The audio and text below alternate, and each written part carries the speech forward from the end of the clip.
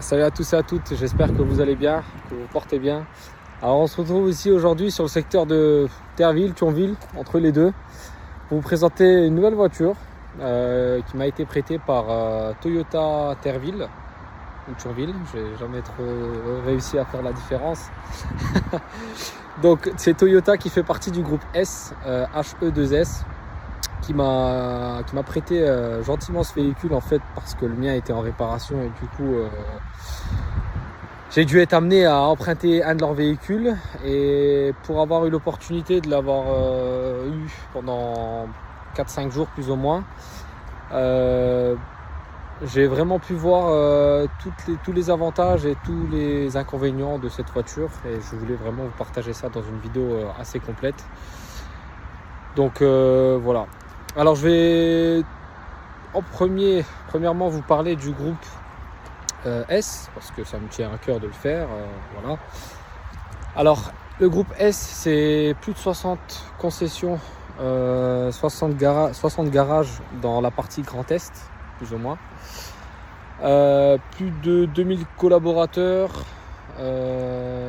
65 000 véhicules vendus dans l'année, occasion et neuf, et plus de 300 000 passages en garage.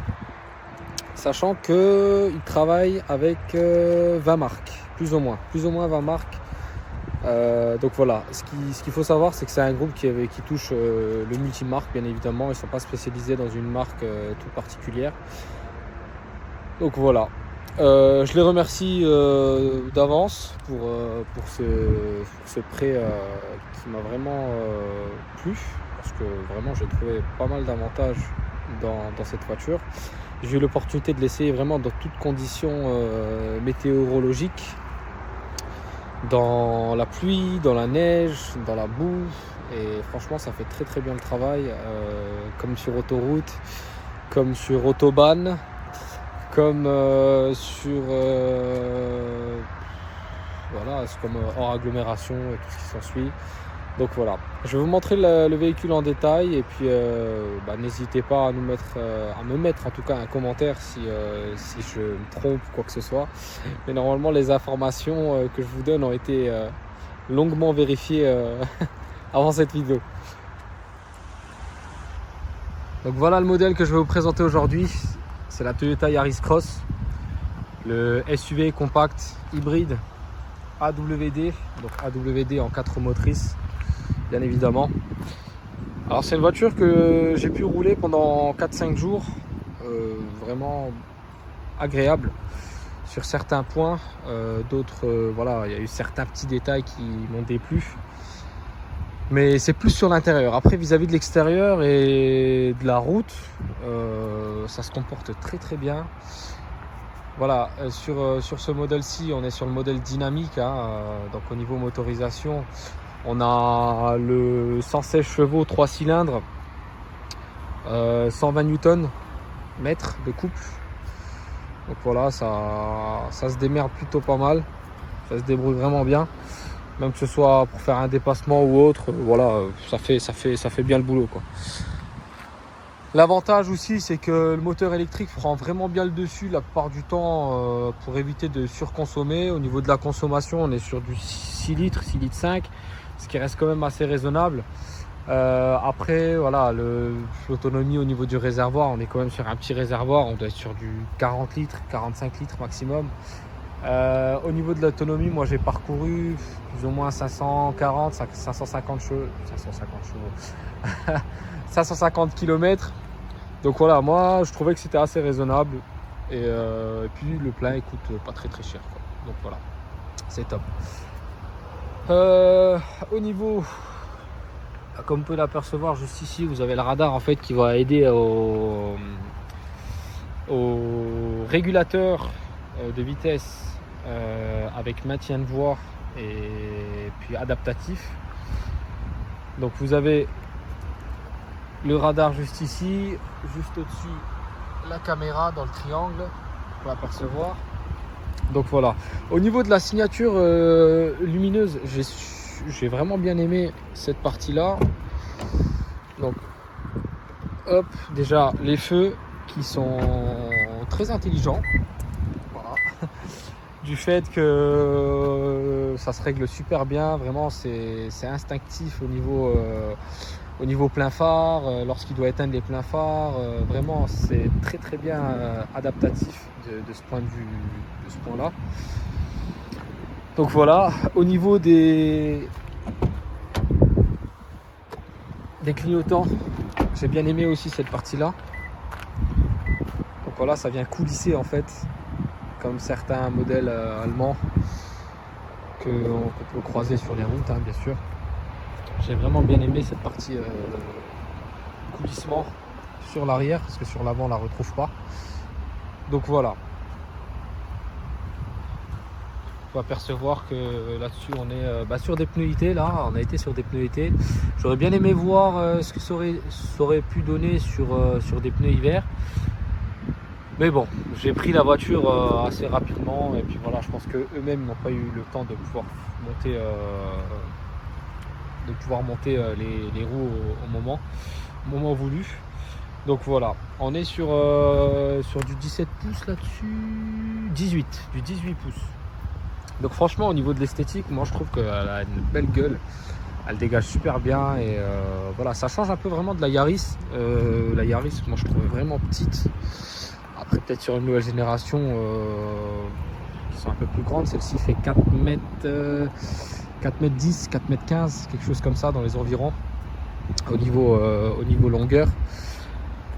Donc c'est plutôt pas mal, vraiment pour le papa, la maman, les deux enfants, pas en bas âge parce que bas âge, j'ai eu l'opportunité d'essayer avec deux enfants en bas âge. Bah c'est freestyle, franchement c'est compliqué. On a de la place, mais voilà, ça reste assez restreint, quoi. Je veux dire, avec les sièges auto et tout ce qui s'ensuit, c'est complexe. Donc voilà. Donc ouais, pour des enfants qui ont 5, 6 ans, il n'y a aucun souci. Mais je veux dire, pour les enfants qui ont entre 1, 2, 3 ans, ça devient compliqué. L'ouverture du coffre électrique, ça c'est top. Le truc avec le pied, là, j'ai pas trop essayé, je sais pas si ça fonctionne. Ça, l'opportunité de pouvoir fermer la voiture lorsqu'on a fini en fait, ou bien de refermer le coffre. Au niveau du volume du coffre, c'est pas mal, c'est vraiment bien. Les batteries ne prennent pas plus de place que ça. Voilà, on a quand même du coffre, hein, que ce soit vraiment sur presque 2 volumes complets. C'est vraiment, je veux dire, 2 étages quasi complets. Donc voilà, l'opportunité, je pense, de rabattre les sièges. J'ai pas trop regardé, mais je pense que c'est faisable. La plage arrière qui est cool, vraiment. Voilà. Le petit bip pour montrer que le coffre se ferme. La caméra de recul juste ici. Et puis voilà, ce qu'il en est du reste, c'est top. Les sigles, bien évidemment, Yaris, hybride, AWD, c'est top. Voilà, on va passer sur la partie intérieure. Hop, juste un petit détail, l'opportunité de pouvoir fermer la voiture sur l'extérieur. Bon, là, vu que je suis à l'extérieur et qu'elle est allumée, ça le fait pas. Lorsque vous allez fermer votre voiture, bah, ça va se rabattre automatiquement. Donc voilà, les petites finitions Yaris Cross ici. L'opportunité de pouvoir faire bomber en fait la partie là, pour ceux qui sont un peu fragiles du dos, on va dire. Et lorsqu'on se retrouve à l'intérieur, on a tout ce joli tableau de bord juste ici, avec l'opportunité d'avoir le CarPlay et tout ce qui s'ensuit. Vraiment pas mal d'options sur ce point là. Voilà, comme on peut l'apercevoir au niveau du tableau de bord, hein, on a vraiment toutes les informations qu'on désire, hein. Ça vraiment, je me suis pas trop amusé à regarder, mais au niveau de la conso et tout ce qui s'ensuit, c'est pas mal. Hop. Donc différents modes de conduite aussi, pour revenir là-dessus. Hop. Donc juste une chose, j'ai pas eu l'opportunité d'essayer les modèles précédents des Yaris, mais par rapport à ce que j'ai entendu dire, c'était des bonnes caisses.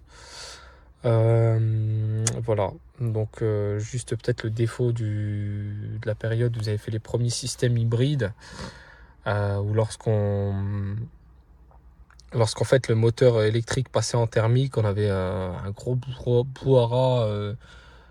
On entendait en fait le moteur se lancer, ça faisait un boucan pas possible. Donc voilà, c'est vraiment le seul défaut que j'ai pu entendre par rapport aux anciennes générations. Après, pour ce qu'il y en est du reste, on m'a dit que c'était des moteurs très fiables et tout ce qui s'ensuit. Donc voilà, pour les différents modes de conduite, je reviens là-dessus. Donc vous pouvez l'apercevoir, hein, drive mode, enlever l'ESP, EV mode. Donc EV mode, en fait, c'est qu'on va forcer la voiture à vraiment rouler sur de l'électrique. Mais ça, par contre, il faut impérativement que les batteries soient bien chargées. Donc voilà, un mode snow. Donc quand on appuie, quand on tourne là, en fait, il faut vraiment tourner la petite manivelle. Quand on tourne, vous voyez, ça passe en mode hiver. Vous avez un mode normal, donc quand vous appuyez dessus, et un mode trail. Donc là, c'est vraiment quand on va aller faire du tout-terrain entre guillemets. Mais bon, j'ai pas essayé, je pourrais pas vous donner mon avis là-dessus, mais moi je pense que voilà, c'est un bon tout-terrain de ville, on va dire, pour rouler sur les chantiers et tout ce qui s'ensuit, ça va être top. Mais pour s'amuser vraiment, aller à faire du off-road en forêt, je pense que c'est pas l'idéal. Donc voilà, l'intérieur au niveau des sièges, sur l'arrière aussi, vous avez quand même pas mal de place. J'ai eu l'opportunité de faire un peu de voyage avec des enfants, avec les sièges enfants et tout ce qui s'ensuit. Alors s'il y a vraiment un point négatif que je pourrais donner là-dessus, en tout cas sur la partie arrière, c'est le fait qu'il n'y ait pas de lumière en fait sur le plafonnier, sur la partie là-dessus quoi en fait. Donc voilà, je sais pas si c'est en option ou pas, mais c'est vraiment un désavantage total du fait qu'il n'y ait pas de lumière sur l'arrière, parce que quand on doit mettre les enfants dans les sièges dans les sièges enfants et tout ce qui s'ensuit, on n'a aucune visibilité en fait. On est obligé d'allumer soit les téléphones, soit les flashs des téléphones, ou bien d'allumer vraiment ces lumières là, mais voilà, c'est pas ouf quoi, c'est pas exceptionnel. Donc voilà, une option aussi qui m'a pas mal plu, je sais pas si vous pouvez l'apercevoir, mais je pense que oui, l'affichage tête haute. Là on va vraiment avoir toutes les informations, que ce soit la musique, que ce soit les kilomètres heure, etc. Alors ce qu'il faut savoir aussi pour les personnes qui ne le savent pas, sur ces modèles là, c'est un moteur thermique et électrique, mais par contre on n'a pas de vitesse là-dessus, c'est une vitesse, c'est voilà, c'est linéaire lorsqu'on va accélérer. Voilà, on n'a pas plus, ça va pas tirer plus ou quoi que ce soit, il n'y aura pas de changement de vitesse ou autre, c'est vraiment une vitesse constante quoi.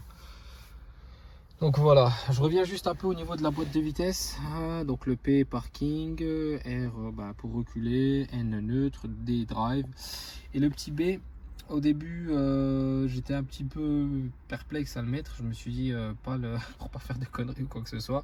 Mais ce qu'il faut savoir en fait, c'est que le mode là, c'est ce qui va nous aider à pouvoir monter en fait tout ce qui est lorsqu'on va vraiment avoir des grosses montées ou quoi que ce soit, la voiture en fait va céder des roues arrière, si je dis pas de bêtises, et des roues avant, pour pouvoir en fait donner le maximum de puissance là où il le faut, pour pouvoir passer un obstacle tel qu'une grosse montée, ou bien peut-être je sais pas, une pierre qu'on doit escalader ou quoi que ce soit. Je dis des bêtises, enfin bref. Donc voilà, on a ici pour la montée, ici pour la descente, des sièges chauffants, la clim et tout ce qui s'ensuit, un mode auto bien évidemment, l'opportunité de pouvoir charger son téléphone juste ici. Donc voilà, aussi une chose que j'avais pas essayé, que j'ai découvert avec cette voiture, c'est cette option là.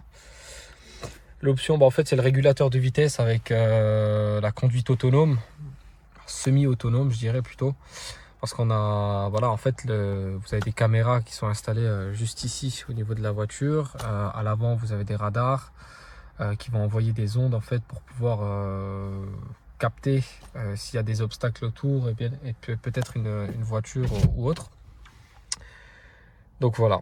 J'ai bien aimé ce système-là. Après, le seul bémol qu'il y a, c'est que ça vous demande constamment, peut-être tous les 30 à 40 secondes, de remettre un petit coup de volant ou montrer votre présence.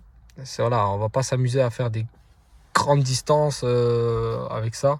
Quoique, je l'ai fait et franchement, ouais, c'est pas désagréable, mais c'est chiant parce qu'on a souvent un bip bip. Et du coup, ben, c'est ça qui est un peu déstabilisant, quoi. Donc voilà, ici le mode de charge, lorsqu'on va freiner, bien évidemment avec l'inertie du véhicule et la force de freinage, ça va récupérer en fait l'énergie de la force de freinage qui va être redistribuée à la batterie et ainsi de suite. Quand on va avoir besoin de force, ça va donner la batterie arrière sur les roues avant. Parce que s'il faut savoir à la base, c'est que ce véhicule est c'est une traction, quoi, une traction avant. Donc voilà, sachant que ce modèle-ci est présenté en AWD, donc AWD c'est 4 roues motrices. Donc voilà, ça y est, on part en essai routier. Alors, le véhicule est déjà démarré, hein. On va passer en position drive. Vous voyez, le côté électrique prend tout de suite le dessus, elle va pas démarrer le moteur thermique inutilement. Donc voilà, on entend, on peut entendre un peu les batteries qui tournent, quoi. Donc voilà, vous pouvez apercevoir aussi que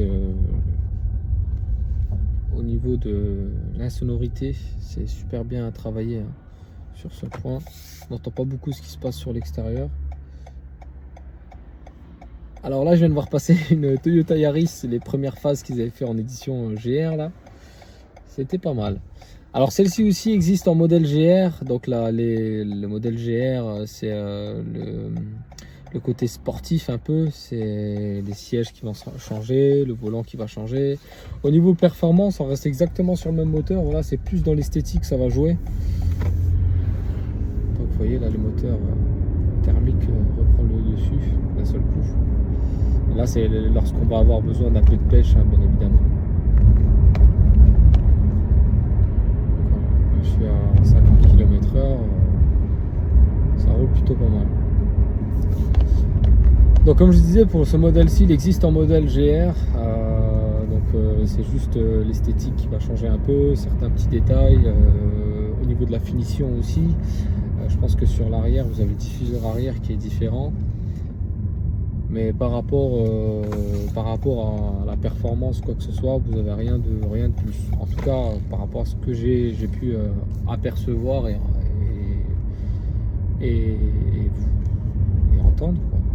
Tout simplement sur internet, sur la concession qui me l'a dit directement aussi, une personne de la concession. Donc voilà, moi je voulais aussi remercier mon ami Geoffrey pour sa confiance qu'il m'a donné pour pouvoir faire cette vidéo. C'est grâce à lui aujourd'hui que je peux tourner cette vidéo et donc vous partagez tout ça bien évidemment.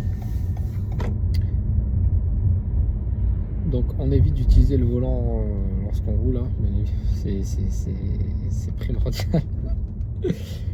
Mais par rapport à là, comme on peut l'apercevoir, je suis en mode électrique et ça roule super bien. En fait, on sent vraiment pas plus la différence que ça lorsqu'on va passer sur le thermique ou l'électrique. Ça se fait vraiment très naturellement.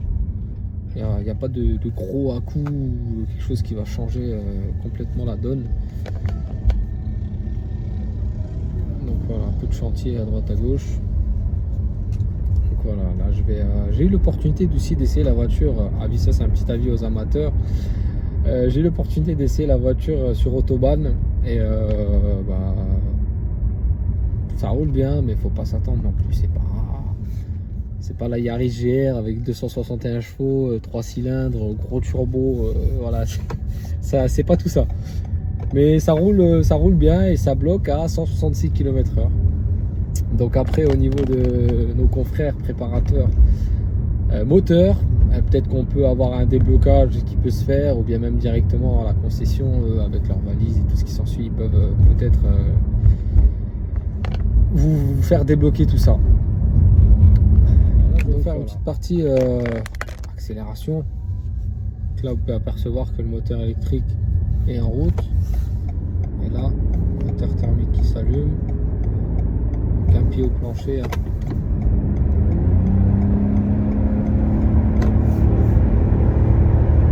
Ça monte, c'est linéaire. Mais par contre, lorsqu'on va commencer à atteindre 4500, 5000 tours minute, on va entendre vraiment le moteur qui va commencer à gronder. Mais voilà, c'est pas choquant, on va dire. On sent que voilà, le moteur arrive presque à sa fin de puissance. Donc voilà.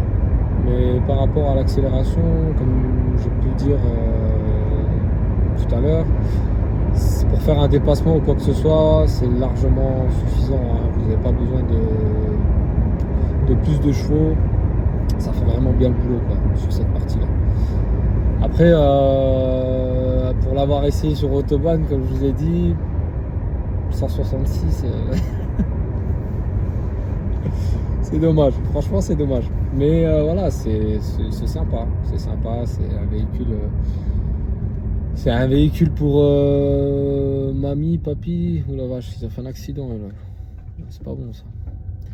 Donc la voiture mamie, papy qui va récupérer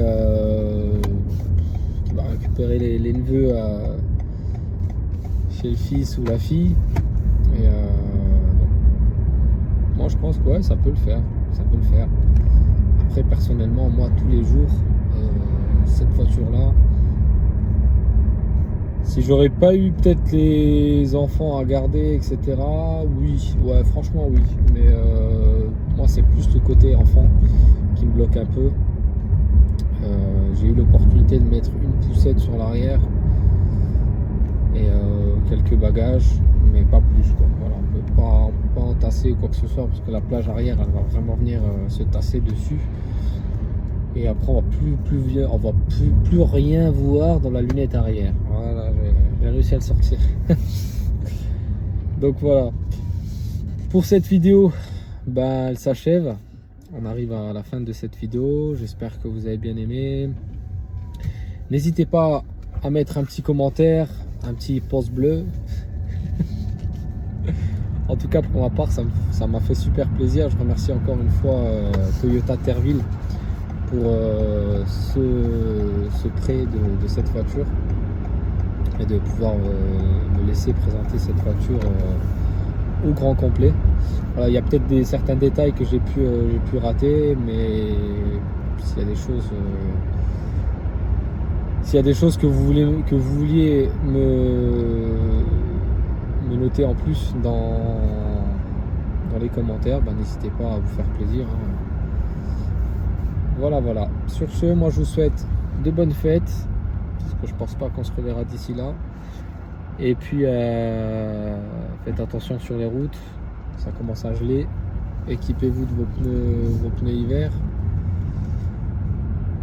Et puis pour ceux qui iront faire des donuts sur les parkings, contactez-moi que je viens de vous filmer.